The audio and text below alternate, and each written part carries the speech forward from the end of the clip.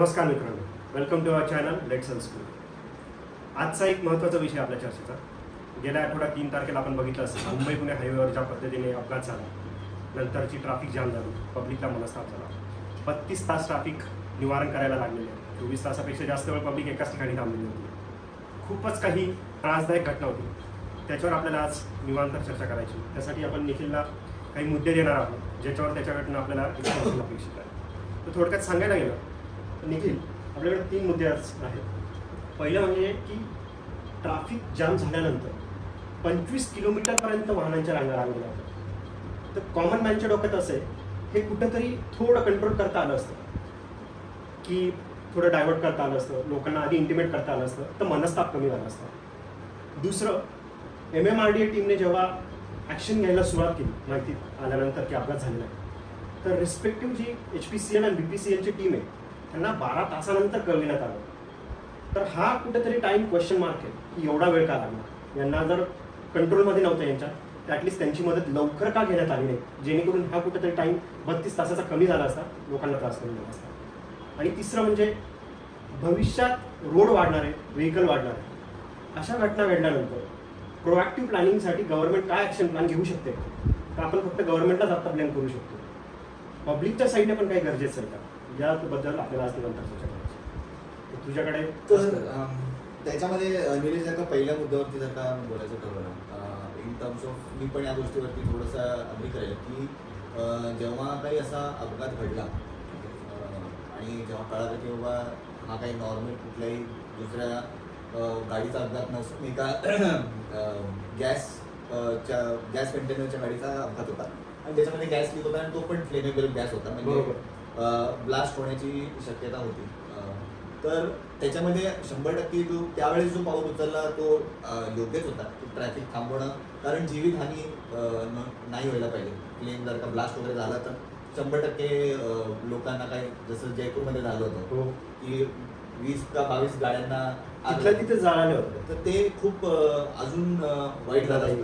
तर ते अवॉइड झालं. त्याच्यासाठी पोलीस प्रशासनाचे आणि MMRDAचे खूपच मी कौतुक करेन.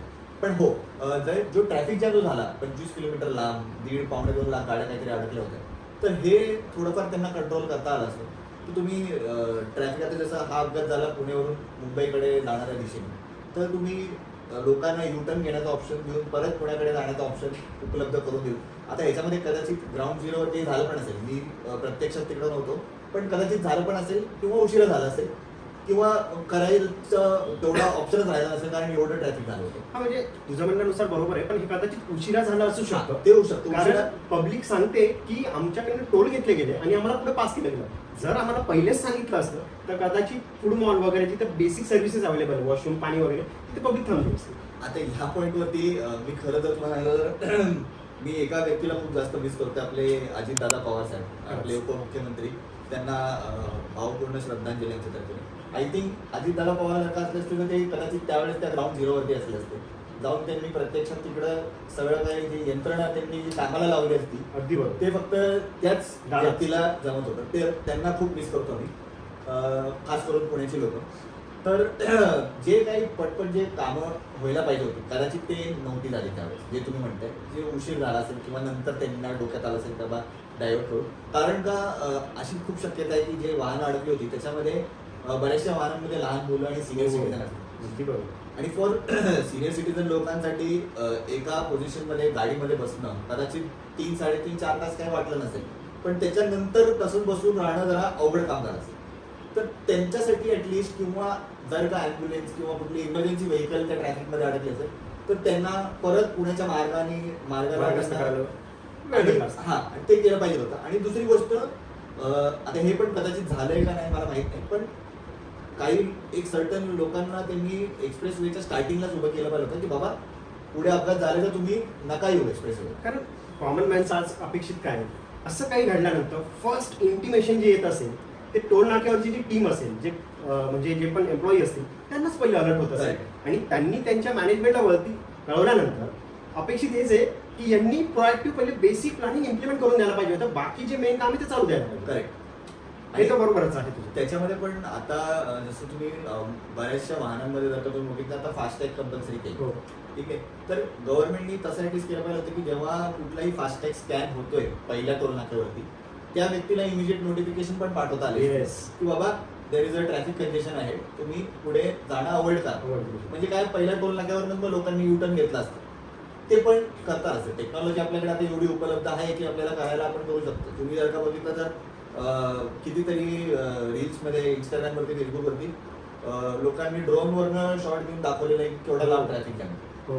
मग तुम्हाला जर का ते ड्रोननी वगैरे तुम्ही कॅप्चर वगैरे केलेलं आहे, तुम्हाला एवढं कळतंय, तर मग तुम्ही त्या हिशोबाने यंत्रणा हलवली पाहिजे की तो ट्रॅफिक कसा आपल्याला कमी करता येईल. इव्हन त्यांनी जर टोल माफी केली असती त्या पिरियडमध्ये की पब्लिकला कळलं असतं की टोल माफ करताय म्हणजे काहीतरी सिव्हिअर आहे आणि पब्लिक कदाचित मागे आली असती आणि पुण्याच्या दिशेने परत मागे झाली असती गोष्ट काही पर्सेंट. टेक्नॉलॉजी तिथेच म्हणतो, टेक्नॉलॉजी तुमच्याकडे आहे, फास्टॅग लोकांच्या गाड्यांमध्ये बसलेले पाठवून त्याला नोटिफिकेशन की ट्रॅफिक कंजेशन अवॉइड होईंग आहे. लोकांना नोटिफिकेशन आलं असते. प्लस टोल नाक्यावरती तुम्ही लोकांना थांबवलं असतं, एक्सप्रेसवेच्या स्टार्टला लोकांना थांबवलं असतं किंवा पुढे नका जाऊ, बरोबर. जर का अवॉइड करता येईल तर मुंबईच्या दिशेने नका जाऊ. तर हे आय एम शुअर झालंच असेल, पण खूप उशिरा झालं. म्हणजे थोडक्यात कसं हे कुठेतरी गव्हर्नमेंटसाठी MMRDA साठी फेल्युअर ठरला हा पॉईंट.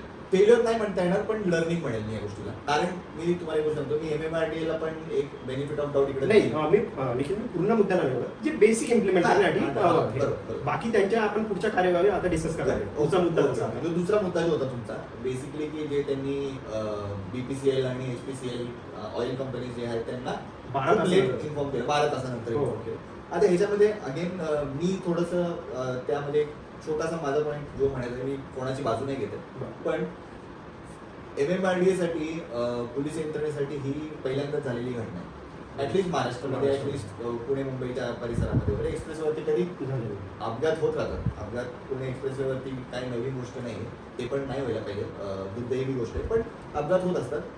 असा कुठला तरी केमिकल टँकर काही पलटलाय आणि गॅस लीक होतोय आणि ब्लास्ट होण्याची शक्यता हा पहिल्यांदाच झाला. तर त्यावेळेस इमिजिएटली काय केलं पाहिजे ते ऑब्व्हियसली गोष्ट, ते डिसिजन मेकिंगला थोडासा वेळ द्यावा लागतो. आणि आता ह्याच्यामध्ये आपल्याला पण हे इन्व्हेस्टिगेशन झाल्यावर कळलंच की ऍक्च्युअलमध्ये 12 तासानंतर इन्फॉर्म केलं का त्यांनी आधी इन्फॉर्म केलं, पण ज्यांना इन्फॉर्म केलं त्यांना वेळ लागला. BPCL HPCL ला इन्फॉर्म केलं त्यांनी, पण त्यांच्याकडे पण रिस्पॉन्स टीम इमिजिएटली उपलब्ध होती का, हा पण एक प्रश्न आहे ना. रिस्पॉन्स टीम पण तर पाहिजे, आणि रिस्पॉन्स टीम जर का उपलब्ध होती, ती किती लांब होती घटनेपासून, त्यांना यायला किती वेळ लागतोय, कारण का ट्रॅफिक जॅम होतं. जर का यायचं म्हटलं तर त्यांच्यासाठी पण तर रस्ता बनवावा लागतो. ठीक आहे. तर ह्या सगळ्या गोष्टी पण आपल्याला बघायला लागेल की ऍक्च्युअल मध्ये त्या घटनेच्या वेळेस एक्झॅक्टली झालं काय.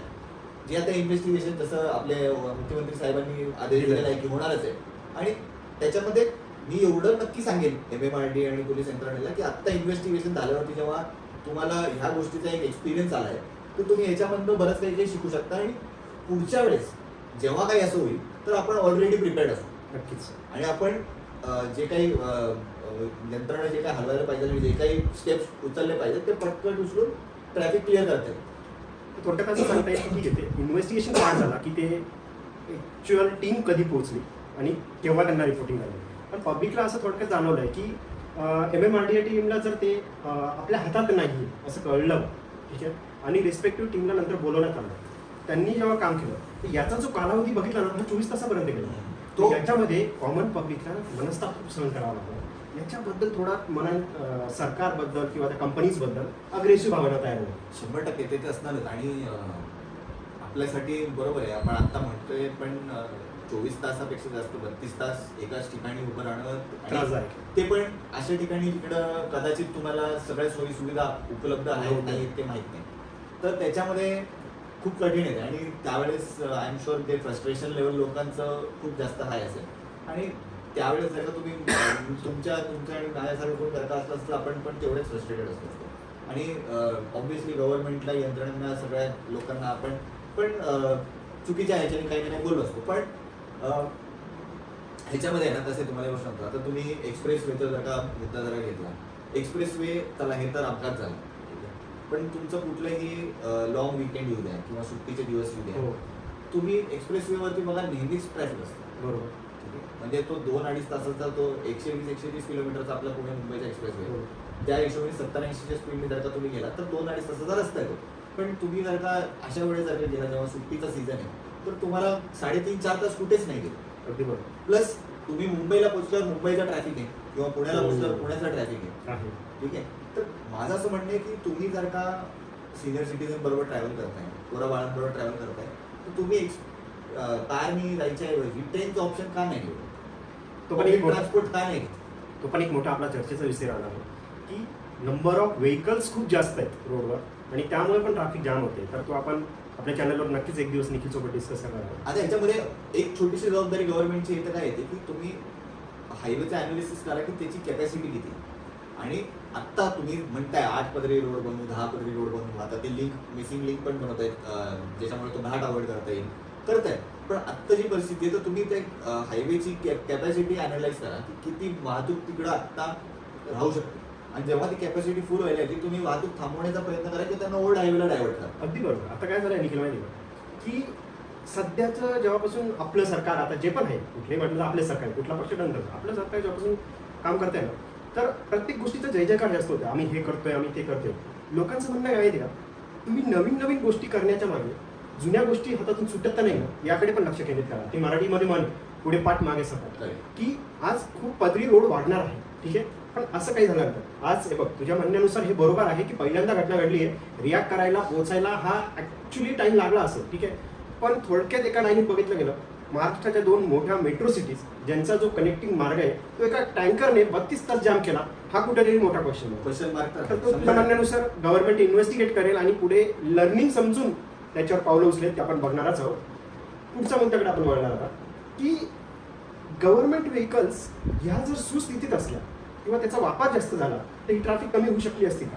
100%. मी तुम्हाला हे म्हणतो बघा टाळी कधी एका हाताने वाजत नाही. गव्हर्नमेंटला प्रश्न विचारणं किंवा गव्हर्नमेंटवरती टीका करणं ही खूप सोपी गोष्ट आहे. पण तुम्हाला एक गोष्ट सांगतो गव्हर्नमेंटनी सुविधा दिली जाईल.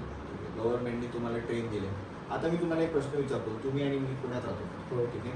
गव्हर्नमेंटने मेट्रो बनवले पुण्यामध्ये.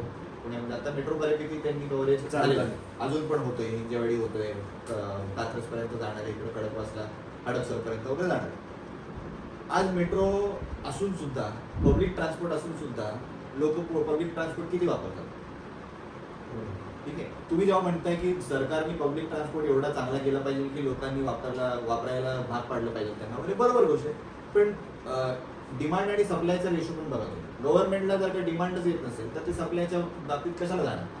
गव्हर्नमेंटला जर का दिसतंय की लोक एक्सप्रेस हायवेनी रोडनी ट्रॅव्हल करणं प्रिफर करतायत तर मग ते रोडवरती जास्त पैसा टाकतात.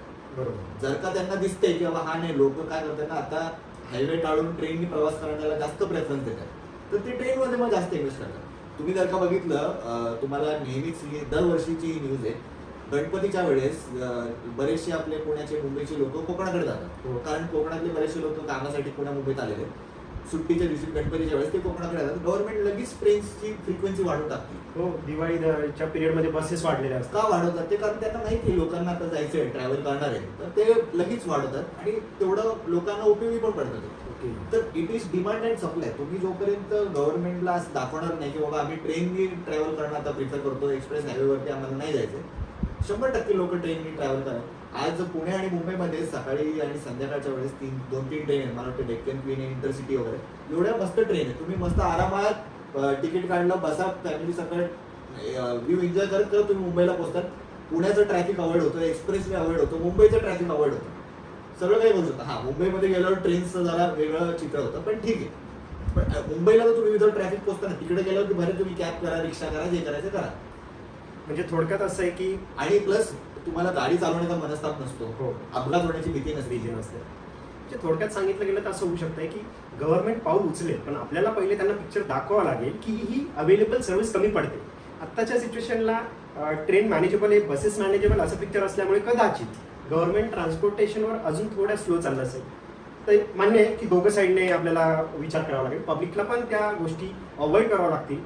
पुढे जाऊन 8 पदरी 10 पदरी रोड होणार आहे पण जर गव्हर्नमेंटच्या व्हेकल्स जर अवेलेबल असतील तर आपण त्या वापरल्या पाहिजे त्याच्यामध्ये. आणि गव्हर्नमेंटने सुस्थितीत प्रोव्हाइड केल्या पाहिजे जेणेकरून आपल्या चॅनल थ्रू माझं एवढं मत असेल की पब्लिकचं इंटेन्शन डायव्हर्ट नाही व्हायला पाहिजे तर ते केंद्रित व्हायला पाहिजे असे त्यांनी सर्व्हिसेस द्यायच्या. ह्याच्यामध्ये कसं आहे मला तुम्हाला एक गोष्ट सर मी तुम्हाला एक बिझनेसमॅनच्या हिशोबाने सांगतो, गव्हर्नमेंटच्या हिशोबाने. ठीक आहे. आज त्या 8 पदरी 10 पदरी रोड का बनवत आहे? कारण का त्यांना माहिती आहे का एक्सप्रेसवे लोक घेत आहेत.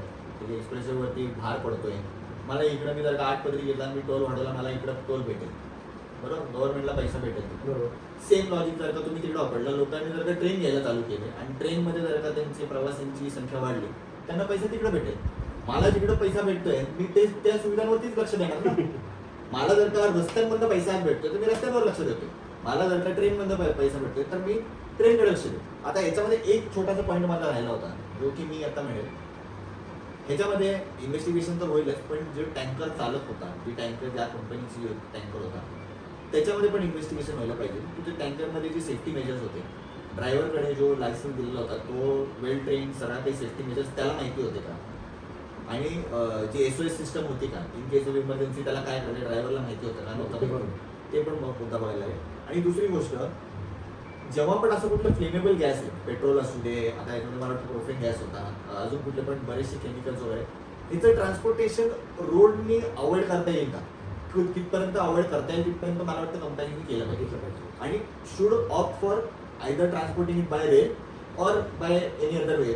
शिपनी पण करू शकता, कदाचित कॉस्टिंग थोडंसं जास्त होईल, पण इट इज मोर सेफर. गव्हर्नमेंटनी ते कंपनीजला तेवढं त्यांनी मला वाटतं एक काही त्याच्यासाठी रूल जर का बनवता आला तर बनवायला पाहिजे की तुम्ही आय एम शुअर 100% बंद नाही करता येणार, कारण कुठे कुठे रस्तेच पोचतात, तिकडं ट्रेन पोचत नाही, तिकडं पाण्याची जहाज पोचत नाही, तिकडं रस्तेच पोचतात, तर तिकडं आय एम शुअर त्यांना रोडचाच ऑप्शन द्यायला आहे. पण बाकी जिकडं आता पुणे मुंबईच्या मध्ये तर तुम्हाला ट्रेनचा ऑप्शन आहे ना, तर तुम्ही रोडनी ट्रान्सपोर्टेशनच्या ऐवजी तुम्ही रेल ट्रान्सपोर्टेशन हे त्यांना पण लागू केलं पाहिजे, कारण दॅट इज मोर सेफर. बरोबर. तर थोडक्यात आजच्या चर्चेला आपण जर कन्क्लुजनमध्ये बघितलं तर जी घटना घडली याच्यामध्ये सरकारलाच डायरेक्ट ब्लेम करणं आत्ता तरी शक्य नाही. कारण घटना पहिल्यांदा महाराष्ट्रात त्या मार्गावर घडलेली आहे. त्याच्यावरच्या इन्व्हेस्टिगेशन रिपोर्ट बाहेर आल्यानंतर त्याच्यावर काय काय पावले उचलण्यात मिस झालेलं आहे त्या कंपनीकडनं किंवा सरकारकडनं, तेव्हाच आपल्याला लक्षात येईल. आत्ता तरी सरकारकडे आपण कॉमन पब्लिकचे मनस्ताप जो झालेला आहे त्यानुसार एकच मागणं करू शकतो की असं काही घडलं तर क्विक ॲक्शन असल्या पाहिजे. आणि पुण्यात जेव्हा झालंय तेव्हा बऱ्याच पुणेकरांना मान्य झाले, आपले लाडके अजितदादा जर असते तर कदाचित ॲक्शन प्लॅन लवकर झाला असता. तर तसं फक्त गव्हर्नमेंटकडून अपेक्षित आहे. तुम्ही तुमच्या बाजूने पावलं उचलली, पण पब्लिकने 24 तास फेस केलं हे पण तुम्ही विसरायला नाही पाहिजे. एवढंच आजपुरतं आम्ही इथेच थांबतो. धन्यवाद. धन्यवाद.